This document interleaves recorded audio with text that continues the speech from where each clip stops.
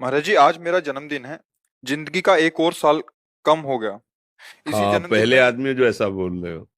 नहीं तो प्राय खुशी मनाते हैं और हम यही कहते हैं कि बर्थडे में ठीक है, आप आनंदित होइए, लेकिन विचार कीजिए कि आनंद का विषय नहीं है, विचार का विषय है कि पता नहीं अब हमें कितने दिन और रहना है इस भूमि में।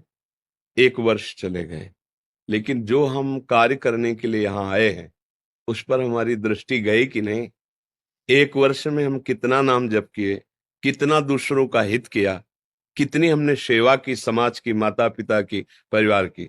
अगर ठीक ऐसा लग रहा है, मेरा 1 वर्ष ठीक गया, मैंने कोई शास्त्र विरुद्ध, वाणी के विरुद्ध आचरण नहीं किया, और नाम कीर्तन किया जाए कम से कम 5 घंटे, 24 घंटे आज हमें उत्सव मनाना, इसी बहाने से ही ना। तो 5 घंटे गुरुवाणी का कीर्तन, नाम कीर्तन, और कुछ संत भक्तों को भोजन पवाया, और निश्चय किया कि इस वर्ष में जो गलती हुई है आगे जीवन में हमसे ना हो, तो आपका जन्म सार्थक है।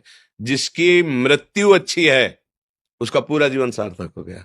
मृत्यु अच्छी उसकी है जो जीवन में किया जाता है, मरने के समय वो हिसाब रूप धारण करता है, ध्यान रखना। ये हम तुम्हें बहुत अनुभव की बात बता रहे हैं। जैसे तुमने खूब अत्याचार किए, पापाचरण किए, अब जो तुम्हारी दुर्गति होनी, वो मरने के समय तुम्हारे आचरण रचना रचेंगे। कुछ चिंतन नहीं होगा, वही चिंतन होगा जो तुमने किया है, वही उसका परिणाम सामने आ जाएगा। जो कुछ बनना है वो तुम्हें पहले ही पता चल जाएगा कि अब हमारी है। तो मन पछितई है अवसर, अब उस समय कुछ हो नहीं सकता, क्योंकि कापी जांच में पहुंच गई, अब तुम उसमें बदल नहीं सकते हो। अब केवल पछताना पछताना रहेगा। तो ऐसा हमारा जन्मदिन मने कि हमारी मृत्यु सुधर जाए, हमें पछताना ना पड़े।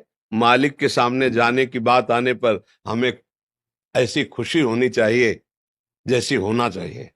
पर हम खुश क्यों नहीं होते? मरने का नाम सुनते ही डर जाते हैं, क्योंकि जो करना चाहिए वो हम नहीं कर पाते, और जो नहीं करना चाहिए वो किया तो डर लगता है। अच्छा, अभी आपको कि कोतवाली में आपको बुलाया जा रहा है, तो यदि आपके आचरण पवित्र है ना, तो आप बिल्कुल पाई भर नहीं डरेंगे। जी हाँ, कैसे? और अगर ऐसे ही बुला रहे हैं आपको वहां स्वागत करने के लिए, और आपके आचरण गलत, तो एक बार आप, पता नहीं कौन सा केस फंस गया, क्या बात हो। ऐसे ही जब मृत्यु का समय आता है ना, तो जब हम गलती करते हैं, प्रभु से प्रेम नहीं करते, प्रभु की भजन सेवा नहीं, अब क्या होगा? जिससे प्यार किया वो छूट रहा है, और जहां जाना उससे प्यार नहीं किया, पूरा जीवन खराब कर दिया। अब वो डरता है। नहीं तो सच्ची बहुत आनंद आता है। जाना है किसके पास? जिसके लिए जीवन भर तड़पे हैं उसके पास जाना है, जिसके लिए जीवन समर्पित किया उसके पास जाना है। तो आपका जीवन सार्थक हो, आपका मंगलमय जीवन हो, इसके लिए विचार करते रहो। और जन्मदिन सार्थक तभी है जब हम अपने प्रभु को प्राप्त कर लें।